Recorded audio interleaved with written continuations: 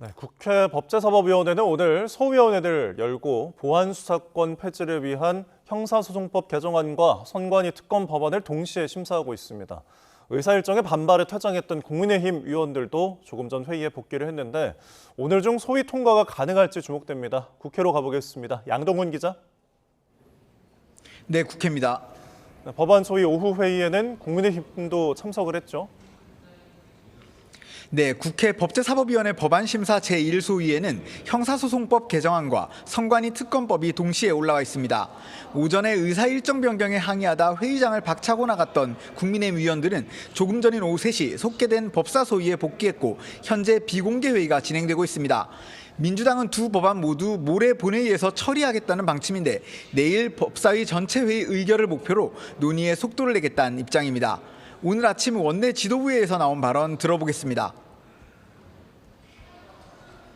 역사적 과제인 검찰개혁의 본질을 흐리고 국민의 눈과 귀를 막으려는 무책임하고 저급한 정쟁을 중단하십시오.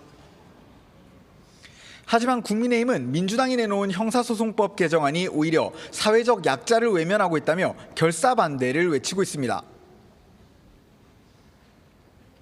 누차 경고했지만 보안수사권 폐지 이후 범죄 대란은 현실이 됩니다.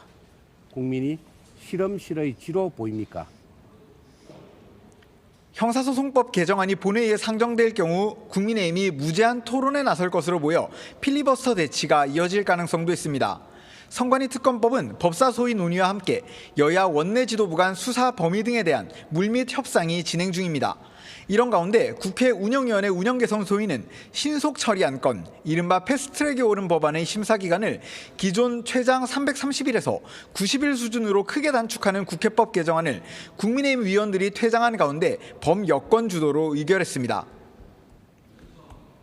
네, 민주당의 차기 당대표를 뽑는 전당대회 본선인데 오늘 첫 당원 투표가 시작됐다고요? 네, 민주당 전국 순회 경선 첫 지역인 충청권의 대의원 권리당원 투표가 오늘 시작됐습니다. 오늘부터 이틀 동안 온라인 투표, 목요일부터 금요일까지는 ARS 투표가 진행되고 결과는 토요일인 다음 달 1일 발표됩니다. 투표 첫날 바로 일부 문제도 발생했는데 충북 지역 시스템 오류가 생겨 투표 마감 시한을 내일 밤 9시에서 10시까지 연장하기로 했습니다. 본격 투표가 시작된 첫날 당대표 후보들은 전국으로 흩어져 당심 다지기 행보를 이어가고 있습니다. PK로 향한 김민석 후보는 경남 창원 권리당원 강연회에서 흔들리지 않는 정부를 만들기 위해 대통령이 억울하게 공격당하는 일이 없게 하겠다며 정부와의 교감을 강조했습니다. 고 이해찬 전 총리 묘역을 찾은 뒤 세종 당원들을 만난 정청래 후보는 이 전 총리의 뜻을 받들어 당원 주권 정당을 강화하겠다며 당심 행보를 이어갔습니다. 연이틀 충청에 공을 들이고 있는 송영길 후보는 대통령의 부족한 부분에는 대안도 제시할 수 있어야 한다며 대통령과 싸우는 정 후보도 대통령을 뒷받침만 하는 김 후보도 아니라고 경쟁력을 내세웠습니다. 한편 국민의힘에서는 어제 윤리위원회 징계 개시 결정을 두고 우려의 목소리도 나오고 있죠. 네, 어제 국민의힘은 국회 상임위 배정에 반발해 정점식 원내대표의 멱살을 잡았던 권영진 의원에 대한 윤리위원회 징계 절차에 착수했습니다. 별도로 최고위원회에서 자진 탈당을 권유한 상태인데요.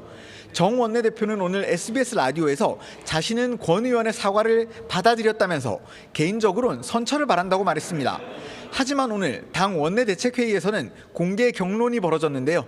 비당권파 조은희 의원은 권 의원이 진심으로 반성과 사과를 하고 있으니 포용해서 함께 가야 한다고 말했지만 당권파 유영하 의원은 폭력의 관용은 없어야 한다며 단호히 책임을 물어야 한다고 목소리를 높였습니다. 윤리위는 또 지난 재보궐선거 때 무소속 한동훈 의원을 도운 진종우 의원과 박덕흠 국회 부의장의 낙선 운동을 벌였던 조경태 의원에 대한 징계 절차도 시작했는데요. 조경태 의원은 조금 전 국회에서 기자회견을 열고 장동혁 대표는 이미 공당 대표의 자격을 상실했다.